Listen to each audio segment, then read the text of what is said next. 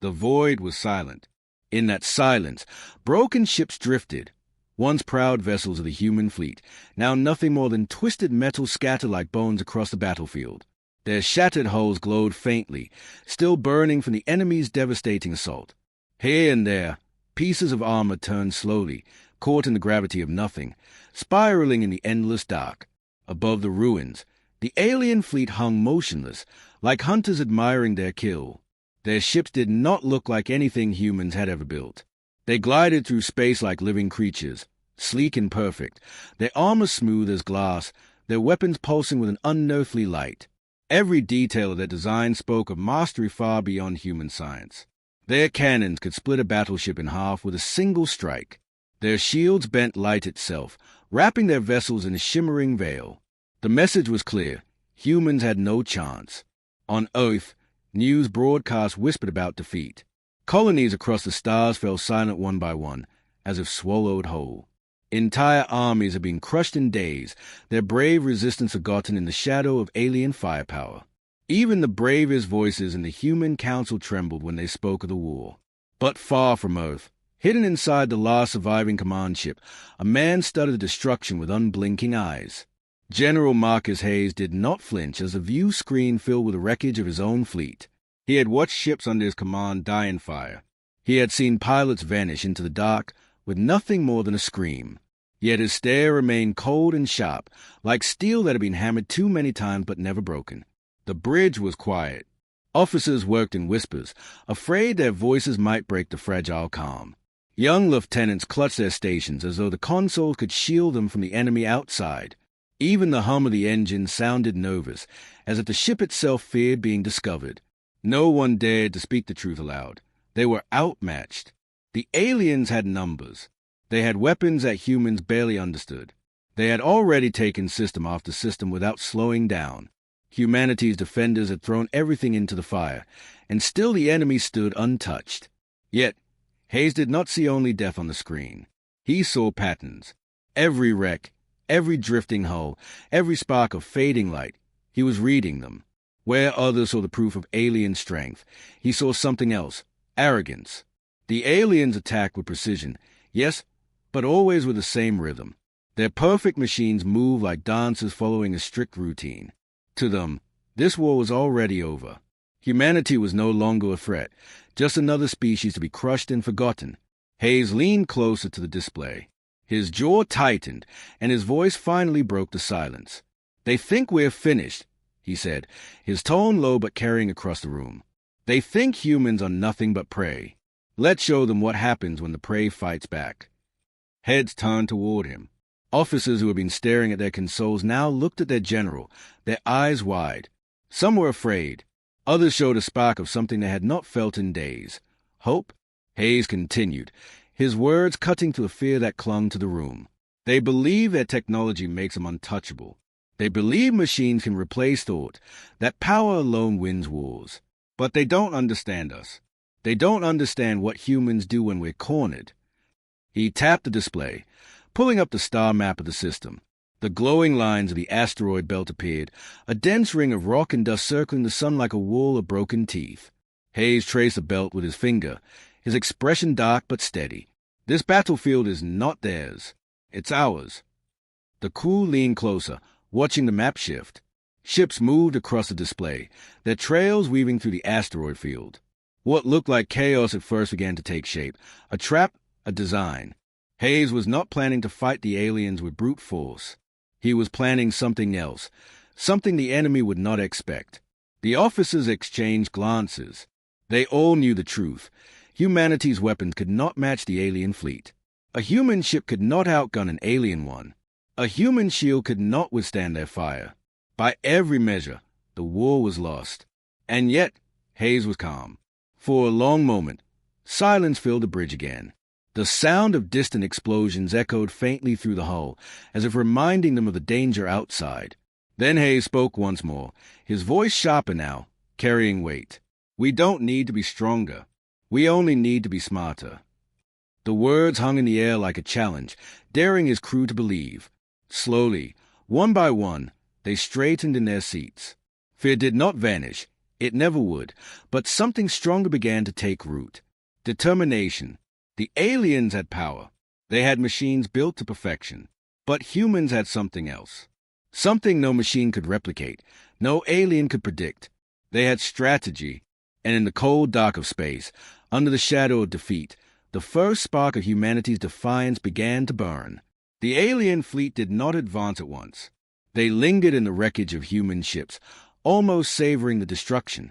To them, the battlefield was not a place of danger.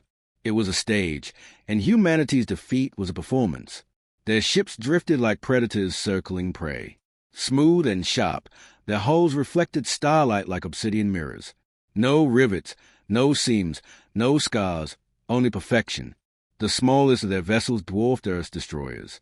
Their cruisers moved with frightening grace, as though space itself bent to their will. And at the center, looming larger than all the rest, was the alien flagship, a dark spear of metal that pulsed with blue energy. Human officers had given it a name in their reports, the Leviathan. Every time it appeared, fleets fell. Its cannons could fire beams that cut through multiple ships at once, leaving nothing but molten fragments. Its shield shimmered like rippling water, bending light until the ship seemed half invisible. Human weapons struck, but their blasts scattered harmlessly across the barrier, no more threatening than sparks against a storm. For centuries, humanity had believed that technology was powerful. Star drives, plasma cannons, railguns, these had been marvels of progress, proof of their dominance among the stars.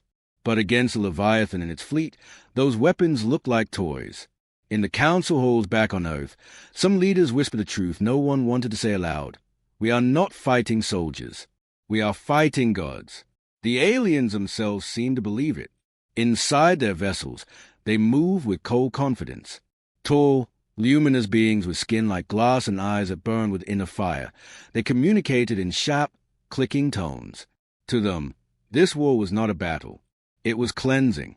Humanity was one more young race, noisy and reckless, spreading too quickly through space. The aliens had destroyed others before, and they would destroy humans too. They did not ask for surrender. They did not bargain.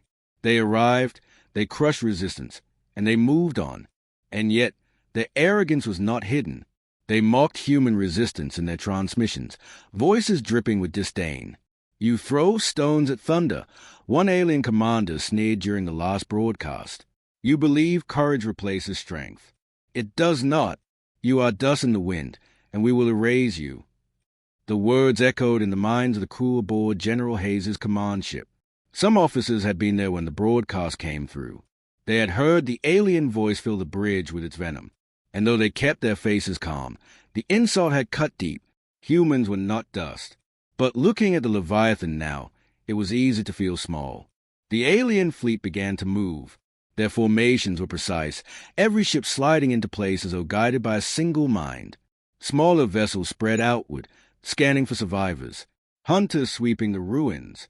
Their energy sensors reached across the void like invisible claws, searching for hidden ships, for the faintest spark of life. One of Hayes's officers, a young woman named Lieutenant Carroll, whispered under her breath, "They'll find us." Hayes did not answer. His gaze stayed locked on the Leviathan. He studied the rhythm of their movement, the angles of their formations, the time between their sweeps. To most, the fleet's grace looked unstoppable. To Hayes, it looked predictable. But his crew could not see what he saw. They only felt the weight of fear. The alien ships finished their sweep. One of the hunters paused, turning its sleek body toward the asteroids. For a moment, its lights flickered brighter, scanning deeper into the shadows. On the human bridge, the crew froze. If the ship detected them, the fleet would strike in seconds. Carol's knuckles turned white as she gripped the console. Another officer closed his eyes, whispering a prayer. The alien scan ended.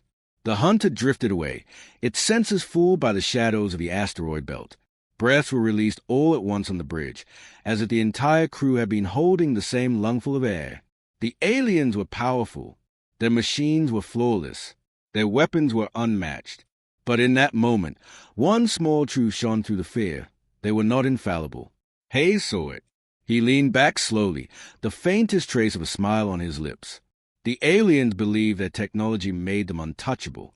They believed humanity was broken, helpless, ready to die. But that belief was their weakness, and Hayes intended to use it. Far above the ruined battlefield, the Leviathan turned slowly, its blue core pulsing like the heart of a giant. The alien commander inside was already preparing the next strike, confident the humans had no strength left to resist. But in the shadows of the asteroid belt, humanity was waiting. And for the first time, the war was no longer about power. It was about strategy. The command bridge was dim, lit only by the glow of the tactical display. The air felt heavy, as though every breath carried the weight of defeat. Around General Hayes, his officers waited for orders, their faces drawn tight with exhaustion and fear. The star map stretched across the main screen, showing the system in cold blue light. At its center burned the star, and wrapped around it, like a jagged crown, was the asteroid belt. Thousands upon thousands of rocks, spinning endlessly, some no larger than a shuttle, others the size of mountains. To most, the belt was nothing but an obstacle, a danger to navigation.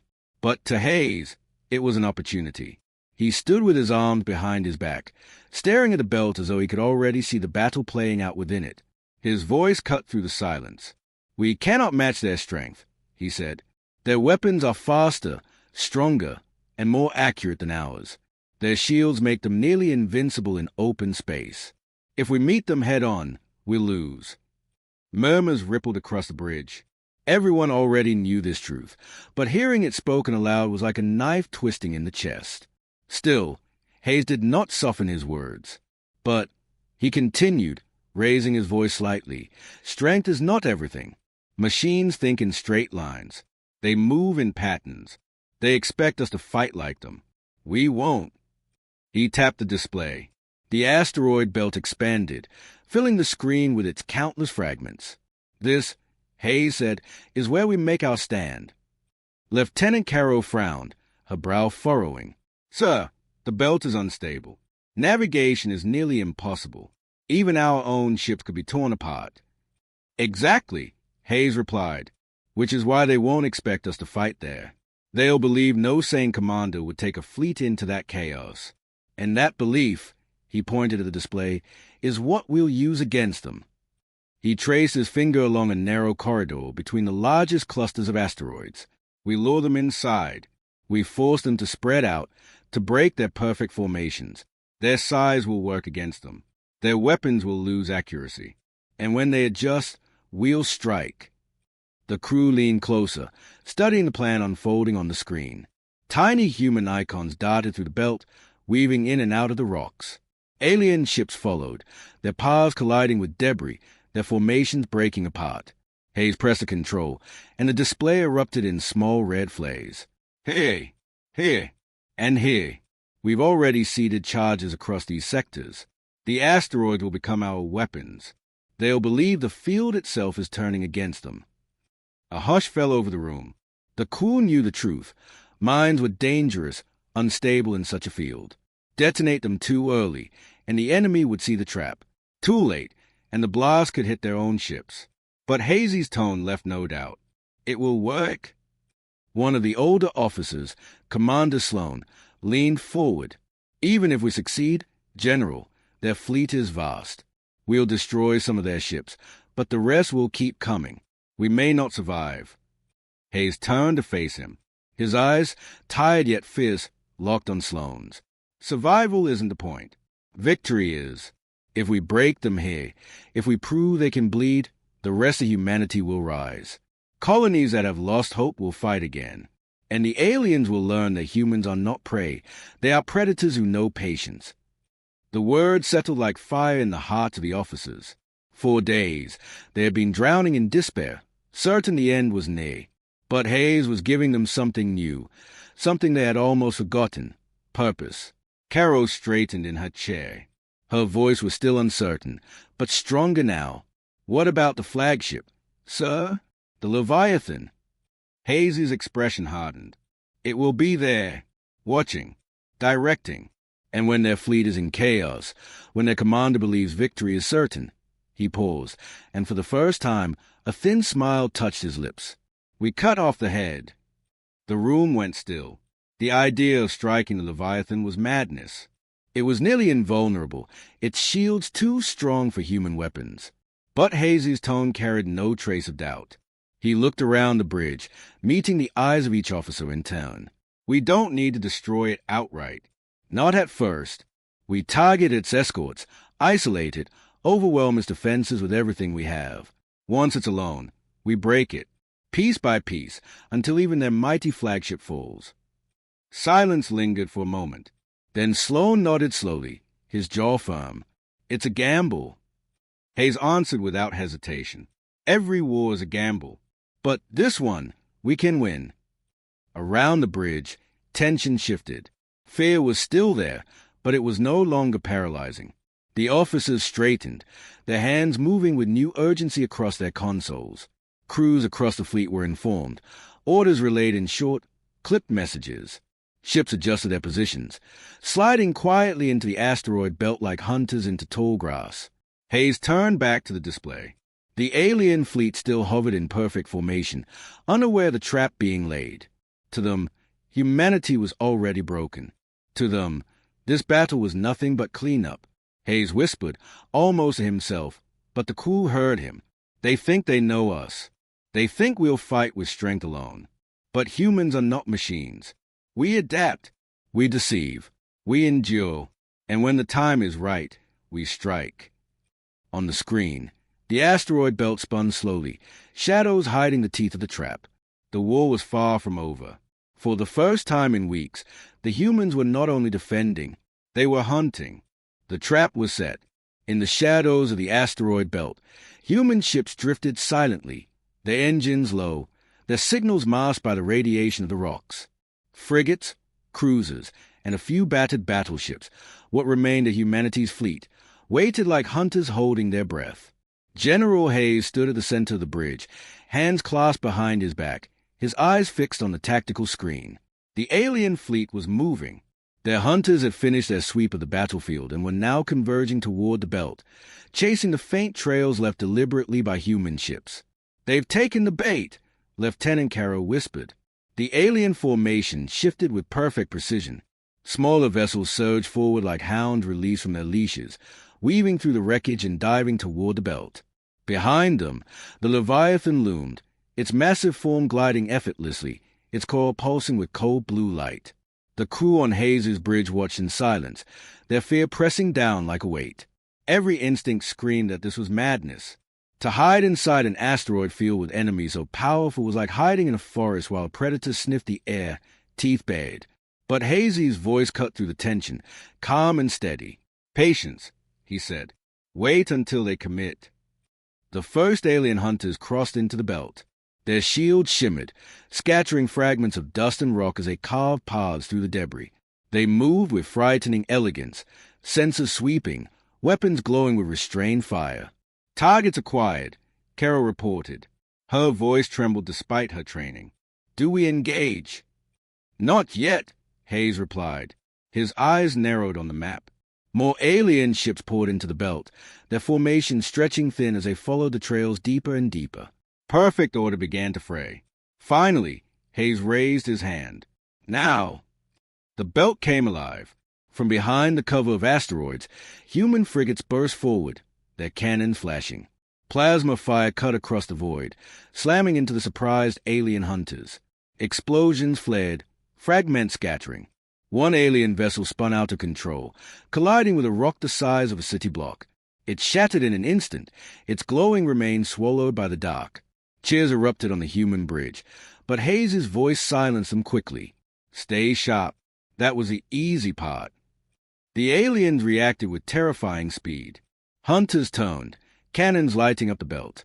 Beams lanced through space, slicing apart 2 human frigates before their crews could even scream. A third ship was torn in half, its halves spinning away in fire. The bridge shook as one blast grazed Hayes' own command ship, shields flaring. Officers gripped their consoles, but Hayes stood firm, his eyes cold and calculating. "Draw them in deeper," he ordered. Human ships pulled back, weaving through the asteroids like wolves leading prey into a thicket. The aliens pursued, firing relentlessly. Their weapons cut through rock and metal alike, detonating asteroids into showers of debris. Yet the more they pressed forward, the more their perfect formations faltered. Asteroids became obstacles, breaking their lines. Smaller hunters crashed in their haste, their shields unable to withstand the crushing impacts of massive stone.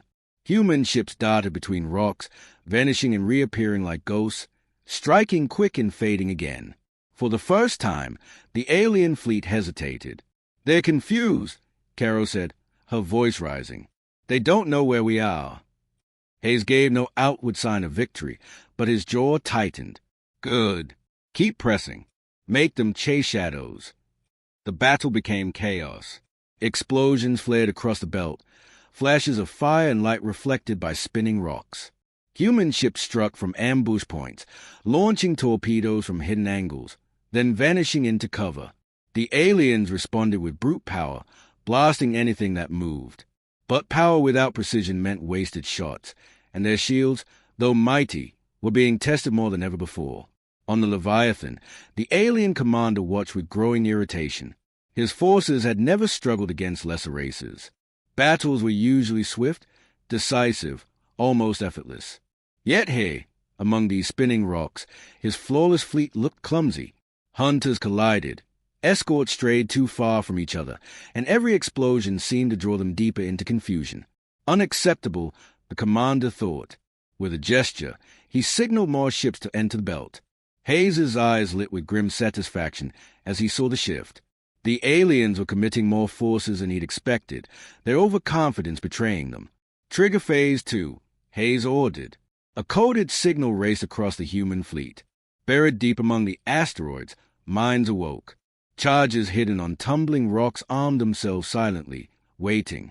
Then the sky exploded. Entire sections of the belt lit up with chain reactions. Asteroids shattered into storms of fragments, fire ripping across space. Alien ships caught in the blast were torn apart, their shields overwhelmed by the sheer force of detonating stone. Gasps filled the human bridge as alien vessels vanished in clouds of flame. Where once their power had seemed untouchable, now they burned. We're actually hurting them," Caro breathed. But Hayes did not relax. His eyes stayed on the Leviathan. The massive flagship still hovered beyond the chaos, its shields glowing calmly, its weapons untouched. It had not yet entered the trap. "Not enough," Hayes said quietly. "This is only the beginning." Around him, the crew saw what he meant. Though alien losses were real, their numbers were still vast. For every hunter destroyed, 2 more advanced. For every cruiser lost, another slid into position. And behind them all, the Leviathan waited, patient as a predator watching its prey thrash. The battle raged on, but the true test had not yet begun.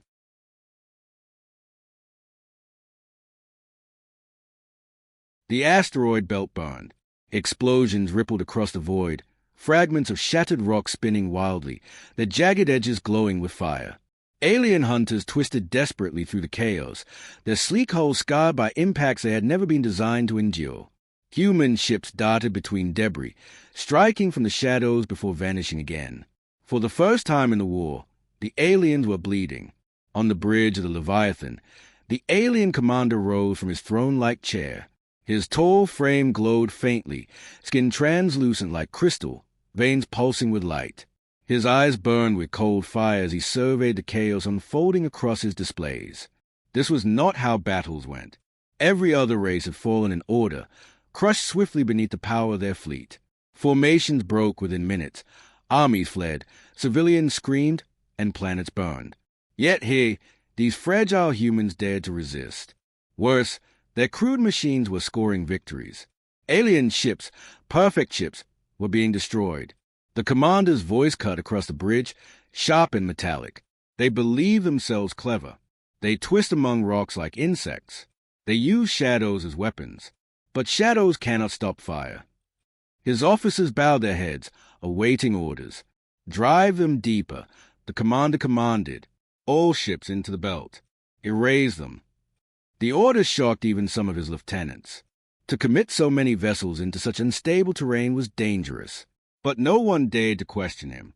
Arrogance was their creed, born from centuries of easy victories. And in his mind, humans were nothing but vermin scratching at gods. The Leviathan pulsed, sending out command signals. Across the fleet, alien ships obeyed, surging forward. Cruisers and destroyers poured into the asteroid belt, weapons blazing. Beams of searing energy tore through the field, reducing massive rocks into clouds of molten shards.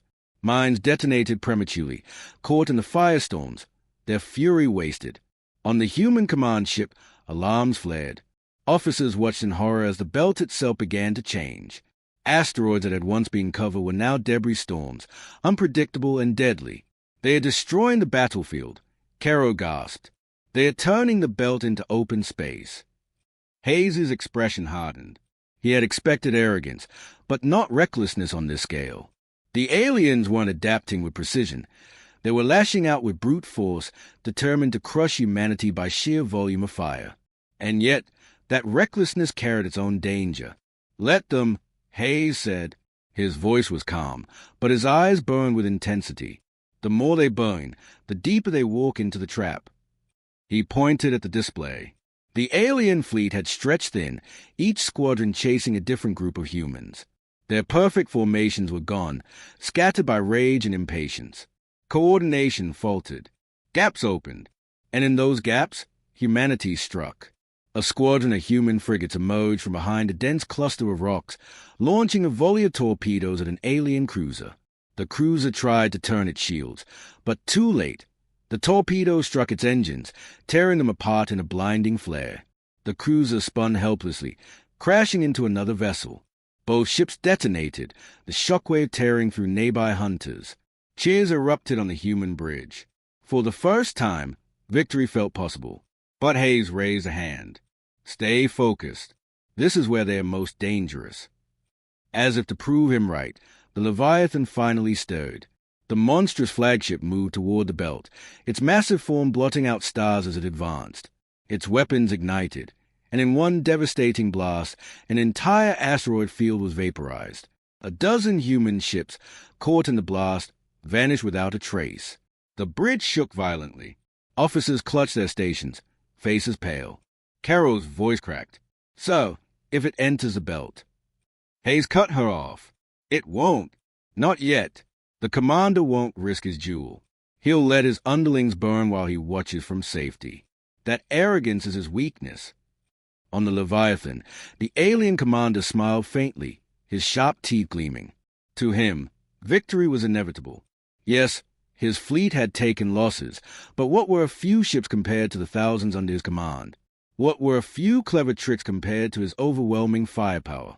He leaned forward, voice dripping with contempt. Let them dance. Let them believe. Soon their tricks will end, and their species will join the others in ash. But his words masked a truth he did not yet see. His fleet was bleeding faster than he realized.